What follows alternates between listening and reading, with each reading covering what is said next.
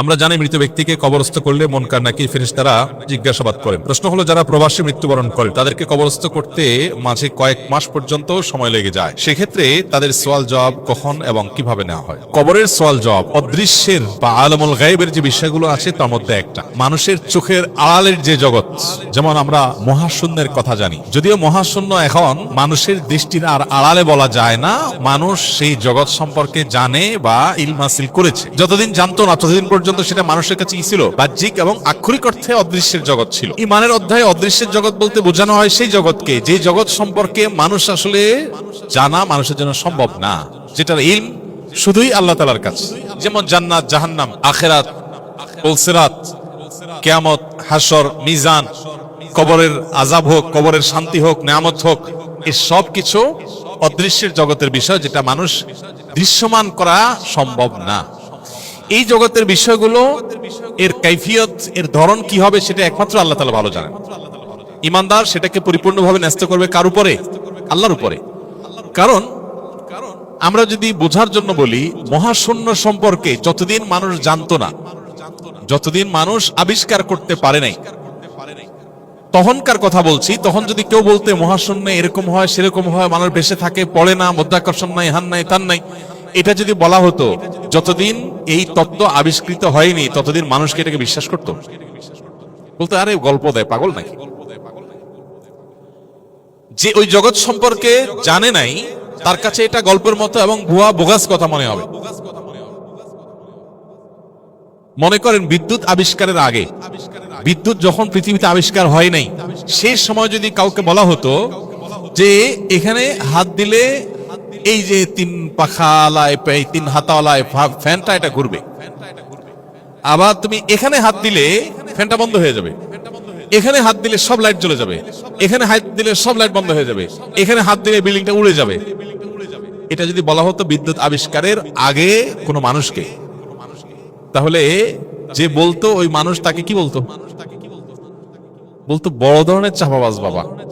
এরকম চাপাবাজ দুনিয়াতে আসছে, এখানে হাত লাগলে আবার ওইটা ঘুরবে কেমনে, এখানে হাত লাগলে সব আলো কিভাবে জ্বলবে, হাত লাগলে বোমায় বিল্ডিং উড়ে যাবে, এটা কিভাবে সম্ভব? এই টেকনোলজি যতদিন মানুষ না জানছে ততদিন তার কাছে এটা মনে হয়েছে হাস্যকর, তাই না? কোরআনের আয়াত তেলাওয়াত করে ফু দিলে এটা শিফার কাজ দেয়। আল্লাহ বলেছেন ওয়ানুনাজ্জিলু মিনাল কুরআনি মা হুয়া শিফাউল লিন-নাস। এই কোরআনে আল্লাহ যে আয়াত নাজিল করেছেন, এই আয়াতগুলো মানুষের জন্য কি শিফা, মানুষের ট্রিটমেন্ট এর মধ্যে নিহিত আছে। ট্রিটমেন্টের একটা প্রোটোকল আমরা জানি আর মনে করি এটাই বোধহয় চূড়ান্ত, এটাই বোধহয় ওহির মতো, আর কোনো পথ নাই। ট্রিটমেন্টের আরো বহু পথ আছে। রুকিয়া, এটা ট্রিটমেন্টের একটা পথ, আমরা জানি না। এখন এই যে আমরা ট্যাবলেট খাই আর জ্বর ভালো হয়ে যায় 15-20 মিনিটের মধ্যে, যখন মেডিকেল সায়েন্সের এই উন্নতি অগ্রগতি পৃথিবীতে হয়নি বা আবিষ্কার হয়নি, তখন যদি মানুষকে বলা হতো সাদা এই জিনিসটা পানি দিয়ে খাও, 10 মিনিটের ভিতর তোমার জ্বর নাই হয়ে যাবে, বিশ্বাস করতো মানুষ? বলতো গল্প তো। ঠিক একই ভাবে বিদ্যুৎ আবিষ্কারের আগে মানুষের কাছে এগুলো গল্পের মতো মনে হতো, কারণ তার কাছে টেকনোলজি জানা ছিল না। এখন ভয়েস কমান্ডের যুগ আসছে, মানুষ মুখে কোনো কিছু বললে যদি বলা হয় মোবাইল 2 হাত দূরে, হাই শ্রী কলমুখ, হাই গুগল কলমুখ, হাই গুগল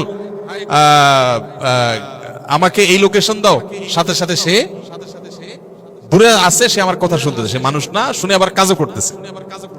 ভয়েস কমান্ডে যখন এত কিছু করা সম্ভব, তাহলে কোরআন আয়াত পড়ে ফু দিলে রোগ ভালো হইতে সমস্যা কি? মানুষ যখন বুঝে তখন তার কাছে এটা হাস্যকর মনে হয়। আমাদের যে সমস্ত নাস্তিক বন্ধুরা বা যে সমস্ত অবিশ্বাসী মানুষেরা, তারা আলমুল গায়ব সম্পর্কে না জানার কারণে তার কাছে মনে হয় আর এগুলা গল্প। তাদের বিষয়টা অনেকটা এরকম, আন্নাসু আদাউল লিমা জাহিলু। মানুষ যে সম্পর্কে জানে না সে সম্পর্কে সে শত্রুর মতো আচরণ করে, বিরোধিতা করে, কারণ সে জানে না। এজন্য ভাই, কবরের আযাব এবং কবরের নিয়ামত, নেককারদেরকে বারজাখী জীবনে নিয়ামত এবং বদকারদের শাস্তির বিষয়টা কোরআন এবং হাদিসের আলোকে সুপ্রমাণিত। আল্লাহ বলেছেন ওয়া মিন ওয়ারাইহিম বারযাখুন ইলা ইয়াউমি ইউবআসুন। মানুষের মৃত্যুর পর কিয়ামতের পুনরুত্থানের আগ পর্যন্ত যে জগৎটা আছে, এটাকে বলা হয়েছে বারজাখ, মানে আড়াল, আবদাল। এই বারজাখী জীবনে কেউ কবরে থাকতে পারে, কেউ মৃত্যুর পর ফ্রিজে থাকতে পারে, কেউ বাঘের পেটে খাদ্য হয়ে যেতে পারে, কেউ আগুনে পুড়ে ছাই হয়ে যেতে পারে, কেউ পানিতে ডুবে পচে গলে মাছের পেটে চলে যেতে পারে। যার ধ্বংসাবশেষ যেখানেই যাক না কেন, সেখানে সে অবস্থায় তার বারজাখে, আলমে বারজাখে বা মৃত্যু পরবর্তী জগতে সে প্রবেশ করে গেছে। সেখানে তাকে আল্লাহ তাআলা নেককার হলে নেয়ামত, বদকার হলে শাস্তির ব্যবস্থা করবেন। এখন আপনি বলবেন, বুঝলাম কবরে দিলে সেখানে কবরে মাটির নিচ দিয়ে ফেরেশতারা এসে কিছু একটা করবে টরবে, কিন্তু ফ্রিজে রেখে দিছে লাশ, এখানে কি করবে? ফ্রিজে রেখে দিছে লাশ, এখানে কি করবে? ওই যে টেকনোলজির ব্যাপার একটু আগে বললাম, আপনার কাছে তো টেকনোলজি জানা নাই, যার কারণে আপনি বুঝতেছেন না কিভাবে হবে।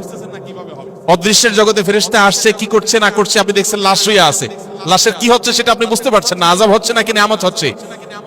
বিভিন্ন বর্ণার আলোকে বোঝা যায় মানুষ মারা যাওয়ার পর, কবরস্থ করার পর, বা কবরস্থ হোক আর না হোক, যে অবস্থায় থাকুক না কেন, তার লাশ বা ধ্বংসাবশেষ, তার দেহে এই পরিমাণ বিশেষ রূহ দেওয়া হয় যে সে নিয়ামত ভোগ করতে পারে বা আযাব ভোগ করতে পারে, বাহির থেকে দেখে কেউ বোঝার কোনো ক্ষমতা থাকে না। আলমুল গায়বের এই বিষয়টাতে আল্লাহর উপরে ন্যস্ত করাটাই হলো শ্রেয়। আমরা জানি না, কোরআন হাদিস যতটুকু জানিয়েছে ততটুকু জানি, এর বাইরে জানি না।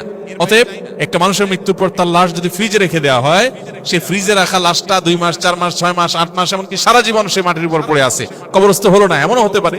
যদি এরকমও হয়, এমনকি যদি কাউকে বাঘে খেয়ে তার পেটে চলে যায়, বাঘের শরীরের অংশ হয়ে যায়, তারপরও আল্লাহ রাব্বুল আলামিন তার ওই ধ্বংসাবশেষ, সেটার মধ্যে আল্লাহ তাআলা তার মুনকার নাকিরের সওয়াল, জান্নাতি হলে নিয়ামতের ব্যবস্থা, জাহান্নামী হলে আযাবের ব্যবস্থা, সেটা আল্লাহ তাআলা করবেন। কিভাবে? আল কাইফিয়াতু গায়রু মালুম, কি পদ্ধতিতে সেটা আমরা জানি না, সেটা আল্লাহ তাআলা ভালো জানেন। কিন্তু আল্লাহর সব টেকনোলজি, আল্লাহর সব কিছু আমরা উদ্ধার করতে পারি না বা পারবো না, এটা সম্ভব না। আল্লামা ইকবাল বলেছেন, जो समझ में आ गई वो फिर खुदा क्यों कर हुआ। যাকে আমরা বুঝে ফেলছি সব, সে আবার আল্লাহ হলে কিভাবে? আল্লাহ মানেই তো সে মহান সত্তা, যে আমাদের বিবেক বুদ্ধি দিয়ে তাকে পরিপূর্ণভাবে বুঝে রপ্ত করতে পারবো না। যাকে আমার ব্রেইনে ক্যাপচার করে ফেলতে পারছি, তিনি আবার অসীম আল্লাহ কিভাবে? অসীম আল্লাহর মানেই তো হলো যে আল্লাহর অনেক কিছু আমার বুঝে আসবে না। যেমন সায়েন্সের ছাত্র না হলে সায়েন্সের অনেক কিছু তার বুঝে আসে না। মহাকাশে বা মহাশূন্যে কিভাবে আপনার মানুষ ভেসে থাকে, সেখানে কিভাবে আপনার স্টেশন এরকম ঘুরতে থাকে, কিভাবে সেখানে ভাসমান থাকে, আমরা যারা এই সম্পর্কে পড়াশোনা নাই, আমরা জানি না। ঠিক একইভাবে আলমুল গায়ব, অদৃশ্যের জগতের বিষয়গুলো পুরা সৃষ্টি জগতের মহান সৃষ্টিকর্তা আল্লাহ রাব্বুল আলামিনের ইলমে আছে। যতটুকু আমাদেরকে জানিয়েছেন ততটুকু আমরা জানি, যেটা জানার নাই সেটা আল্লাহর উপর ন্যস্ত করব। কিন্তু ঘটনা মহাসত্য, সেটা নিয়ে কোনো সন্দেহ নাই।